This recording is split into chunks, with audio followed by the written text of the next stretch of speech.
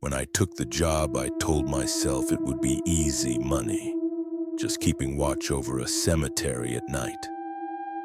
The supervisor barely looked at me when I signed the papers, only muttering, "If you follow the rules, you'll be fine." I didn't understand what he meant.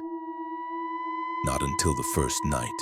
The cemetery stretched out like a sea of crooked, rotting stones under a moonless sky. Iron gates loomed behind me, cold and imposing.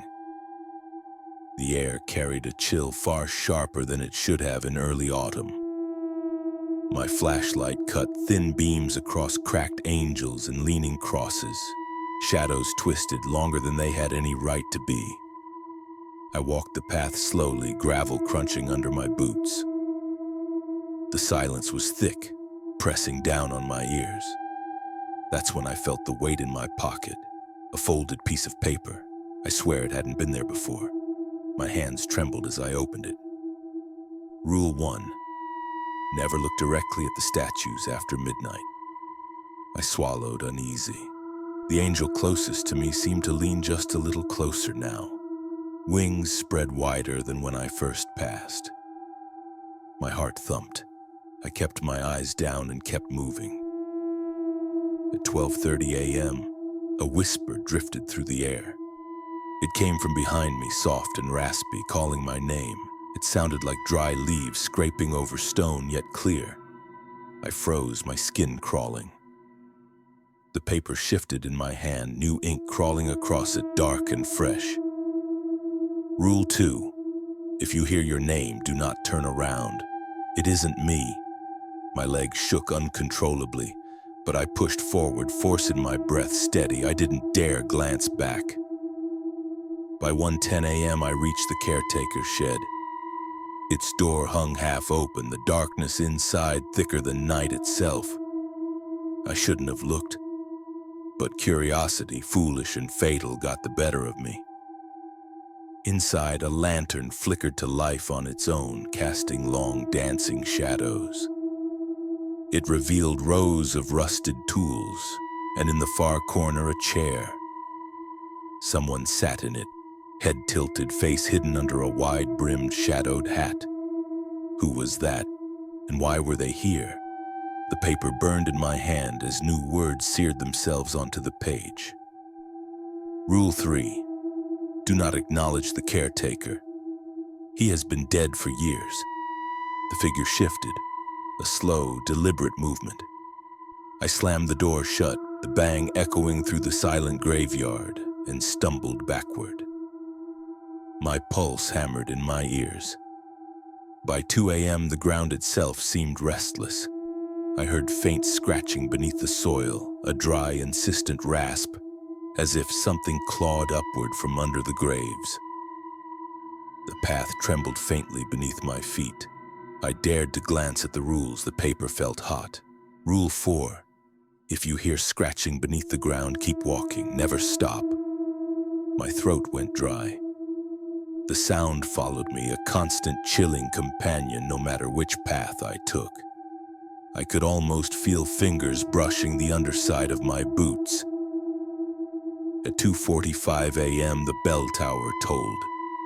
But there hadn't been bells here for decades. The sound was sharp, deafening, rattling my bones. It felt like it was inside my head. Another rule appeared, the ink pulsing faintly. Rule 5. When the bell tolls, close your eyes until it stops. I obeyed instantly. Darkness wrapped around me, a thick shroud. But even with eyes shut, I felt things moving, shadows pressing close, brushing my arms like cold fabric, breathing colder air into my ear. They were right next to me. When the ringing finally ceased abruptly, I opened my eyes again, trembling but miraculously still alive. By 3:30, fog rolled in thick, swallowing the gravestones whole. Shapes moved inside it, tall, shifting, watching.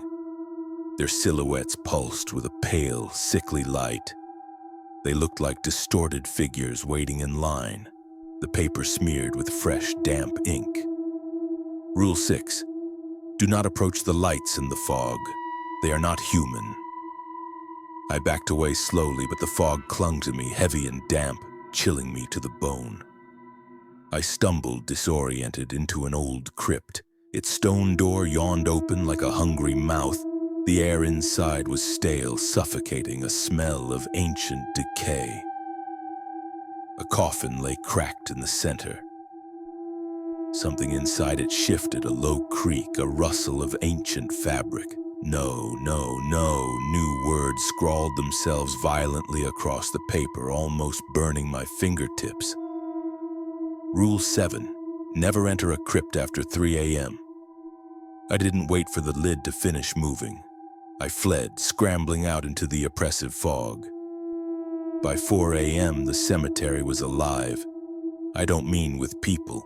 Every grave seemed to hum, the earth vibrating faintly, crosses rattling against the soil with a dry clatter.